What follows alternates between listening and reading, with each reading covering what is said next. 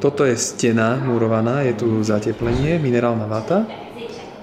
Tu vidíme takýto rošt a na tom rošte je osadená dlážba. Táto sklenená stena je akože dláždica, respektíve čo je pod dláždicou. No a na dláždiciach zo zadnej strany je nainštalovaný takýto systém vyvinutý z firmou Fisher, kde to je trošku zavrtané do tejto kachličky 9 mm. Je tam nejaká špeciálna šrúba a takýto profil, ktorý sa potom zacvakáva na tento rošt. Toto vyzerá byť ako keby dvere vchodové.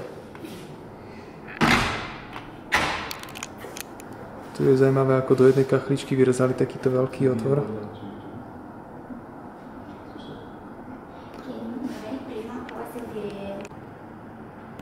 A toto je zase fasádny systém, kde máme 2 cm dlážbu, ktorá je takto zafrezovaná a ukladá sa pomocou takýchto, neviem, klipov, alebo ako sa to volá po slovensky.